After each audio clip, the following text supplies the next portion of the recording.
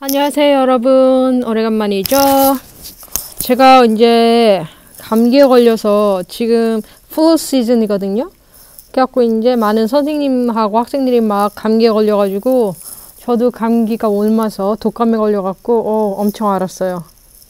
한 일주일 넘게. 저희 이제 학교 선생님 중에 한 명은 또 폐렴에 걸려갖고 한 2주인가 3주째 못 나오고 있죠. 여기는 아직도 폐렴이 있어요. 저는 어렸을 때 이제 폐렴이 우리나라 같은 경우에는 한 70년대, 60년대 그때 다 없어지지 않았어요? 근데 여기는 아직도 폐렴이 있다고 하더라고요. 어쨌든 오늘은 캐나다에 살면서 좋은 점을 알려드릴게요. 제가 이제 발을 보여드리는 이유는 입술이 다 부르텄어요. 감기에 걸려서. 그래서 도저히 이건 인간의 모습이 아니어서 보여드릴 수가 없어요. 그래서 제 발을 보세요. 이런 관계로 오늘은 저 좋은 캐나다 날씨를 보면서 좋아 보이죠? 실은 밖에 나가면 엄청 추워요. 제 발을 보면서 죄송합니다. 시작해 보겠습니다. 첫 번째 시작하기 전에 캐나다에 살면서 좋은 점은 이제 여러분이 많이 알고 있는 거는 뭐 날씨가 좋다, 뭐 자연이 깨끗하다, 뭐 그런 거겠죠. 근데 이제 그런 건 많이 알려져 있으니까 제가 살면서 좋다고 느낀 점은 알려드릴게요. 첫 번째, 캐나다는 공휴일이 다 월요일이에요. 그게 너무 좋아요. 그래서 1년에 공휴일이 10번 있어요.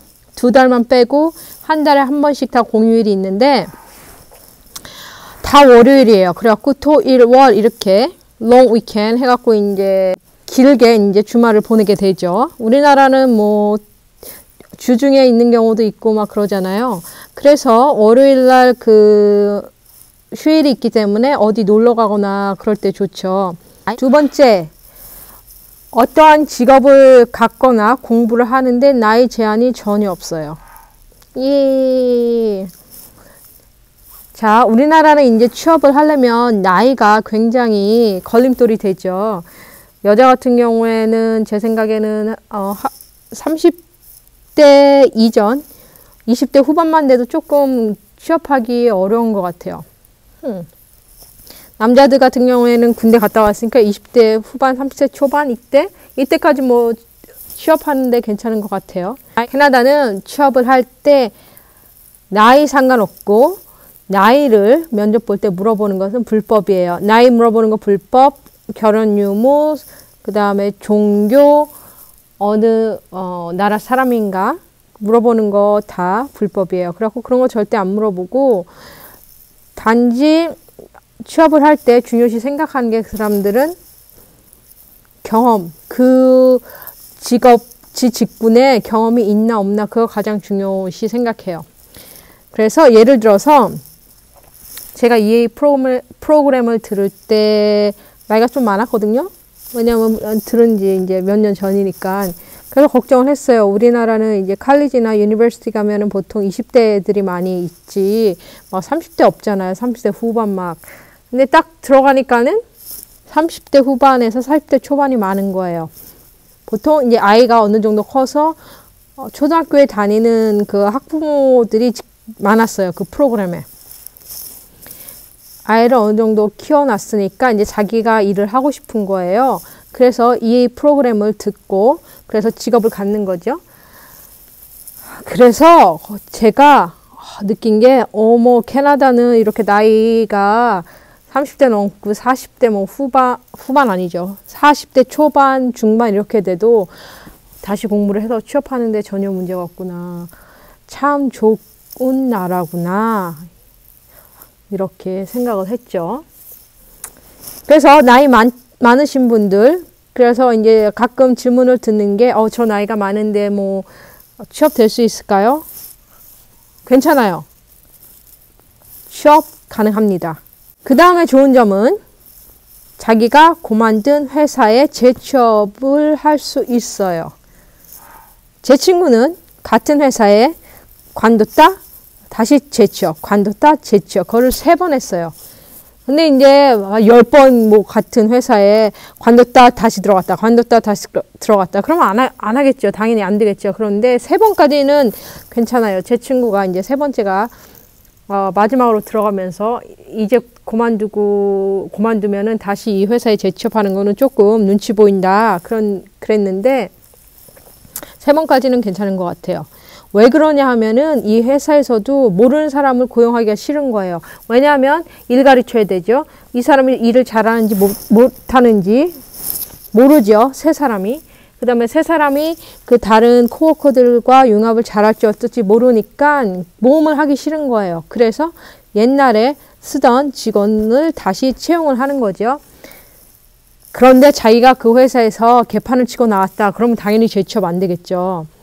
그래서 자기가 회사를 그만두더라도 그 회사 직원과 상사와 좋은 관계를 유지하면서 좋게 그만두는 게 굉장히 중요해요.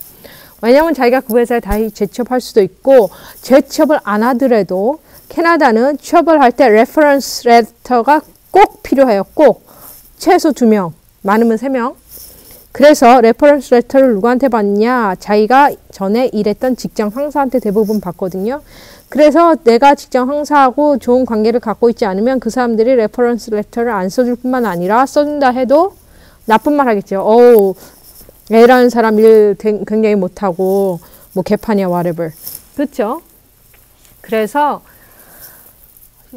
꼭 기억해 두세요. 회사를 그만두고 다른 직장으로 옮길 때도 내가 이 회사에 다시 돌아올 수 있겠구나 언젠간. 그러고 내가 레퍼런스 레터를 이 상사한테 부탁할 경우가 분명히 생길 거다라는 생각을 갖고 그만두는 그날까지 좋은 이미지를 심어주면서 유종의 미를 거두시기 바랍니다. 그 다음 좋은 점은 칼퇴근이에요. 칼퇴근. 물론 연장 근무를 야근을 하는 직업도 있지만 드물어요. 우리나라 회사는 대부분 이제 연장 근무를 하잖아요. 근데 캐나다 회사는 대부분 95% 이상이 칼퇴근을 합니다. 그래서 자기가 퇴근을 하고 집에 가서 가족하고 보낼 시간이 많고, 여기는 가족 중심이잖아요. 캐나다는. 그리고 회식 같은 거 없고, 우리나라처럼 막 밤늦게까지 술 몇 차 이렇게 가는 회식 없고, 회식이 가끔 있어요. 크리스마스 때 아니면 뭐 그럴 때 1년에 한두 번. 그런데 그것도 뭐 식당에 가서 밥 먹고 그 다음에 약간의 뭐 와인이나 아니면 뭐 칵테일 뭐 맥주 이런 거 마시는 거지. 그것도 자기가 마시기 싫다 그러면 안 마셔도 돼요. 그렇지 우리나라처럼 그렇게 긴 일의 연장에 회식은 없어요. 결국 칼퇴근을 하는데 저 같은 경우에는 이제 8시에 가서 3시에 퇴근을 하고, 학교에 따라 달라요. 제 동료 이제 옛날에 우리 동료였는데 다른 학교로 갔거든요. 그분 보니까는 8시 반에 시작해서 2시에 퇴근한대요. 와, 너무 좋죠. 물론 그거는 EA일 경우 그렇게 끝나고, 교사일 경우에는 4시인가 5시까지 근무를 해요. 물론 월급이 더 많죠. 그렇죠?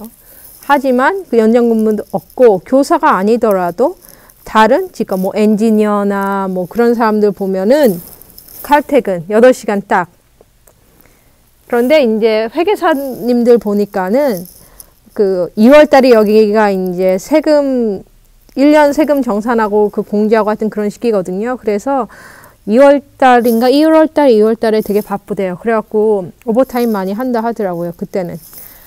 어쨌든 오버타임을 하면은 그 오버타임 수당이 나오는데, 좋은 시스템 하나가 캐나다는 하루에 오버타임을 하면 하루 8시간 이후에 9시간째부터 오버타임 하면은 그 오버타임 수당이 붙고, 일주일에 40시간 이상을 일하면 그게 또 오버타임이에요. 일주일 일한 거를 통합을 해서 40시간 이상이다. 그럼 주당 오버타임비 따로 나오고, 매일 일일 하루당 오버타임비 따로 나오고.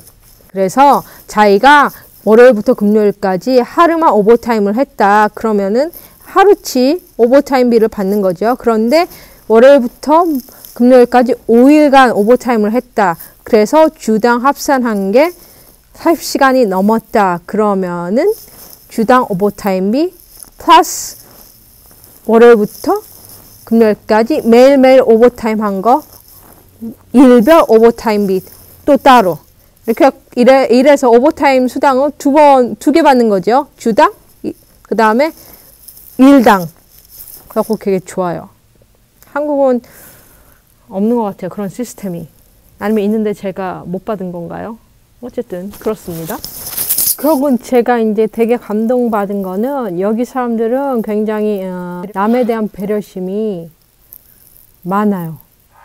예를 들어서 제가 어느 날 이제 버스를 타고 집에 가는 길에 제 친구하고 얘기했었거든요. 버스 안에서. 근데 어떤 사람이 약간 정신질환이 있는 사람 같아요. 막 혼자 막 떠드는 거예요. 그러다가 저희 쪽을 뒤로 확 돌아보면서 저희를 타겟으로 삼더니 우리한테 막 뭐라 하는 거예요. 그러면서 뭐 저저저거 막 하는데 사람들이 다 쳐다보죠. 하고 좀 창피했는데 제가 그랬어요. 친구한테 너 저 사람 알아? 그랬더니 모른대요. 나도 모르는 사람인데 어떤 남자였는데 덩치 큰. 그러다가 이제 이 남자가 내리면서 저희를 때리려고 그러는 거예요. 그래갖고 제가 나 무서워져. 무서워 막 이러다가 다행히 맞진 않고 내렸어요. 그래갖고 이제 그 다음날 가서 학교 직원들하고 같이 얘기를 하면서 막 이랬죠. 나 어저께 이상한 사람 만나갖고 맞을 뻔했다. 버스에서 막 그랬어요. 그랬더니 그 헤드티처가 오더니만 그런 일이 있었냐고 그러면서 너 내일 나오지 말고 쉬라고. 왜냐면 너가 외상 겉으로 봤을 때는 너가 이제 다치지 않았지만 정신적인 충격이 너는 있을 수가 있으니까 내일 나오지 말고 집에서 하루 푹 쉬라는 거예요. 저보고. 그래갖고 어머 세상에 이런. 제가 감동 플러스 충격. 얘네는 이런 것까지 생각해 주는구나. 그래갖고 제가 그랬지. 아니야 괜찮아. 나 일할 수 있어. 그랬더니 그래 알았어. 그러더니 그런데 너가 이제 집에 가서 정신적으로 네가 충격이 있어갖고 쉬어야겠으면은 내일 안 나와도 돼. 쉬어. 이러는 거예요. 저한테. 그래갖고 알았어. 고마워 막 이랬죠. 그런데 이제 또 한 얘는 저희 이제 교사 한 명이 아파갖고 일주일 동안 안 나왔어요. 그래서 이제 우리 같은 경우에는 그때가 그 사람 또 그 인턴 기간이었거든요. 그때 여기도 이제 인턴 기간이 있어요. 네, 우리나라 말로 하면 인턴 기간인 거죠. 그래갖고 이제 그거 6개월 동안 있는데 그때 6개월 동안 인턴 기간에 빠지면은 조금 우리는 그렇잖아요. 6개월 동안 오히려 스트레이트로 빠져버리면은 인턴인데. 그런데 저도 걱정을 했죠. 어머 얘 인턴인데 지금 5일 동안 안 나와서 통화 못할 수도 있겠다 이런 생각을 했었는데 웬걸 선생님들이 막 그러는 거예요. 얘 이제 5일 있다가 우리 오면은 얘 축하해주자. 그래갖고 우리 웰컴백 그 카드랑 그런 거 써서 오면 주자 막 이러니 웰컴백 카드를 막 만들더니만 학생들한테 다 쓰게 하고 그 다음에 동료들도 막 쓰게 하고 그래갖고 그 카드를 만드는 거예요. 그래갖고 그 사람이 이제 5일 후에 6일째 되는 날 와서 이제 일을 시작할 때 그걸 딱 주는 거예요. 그 카드를 웰컴백 이러면서 막 와서 고마워.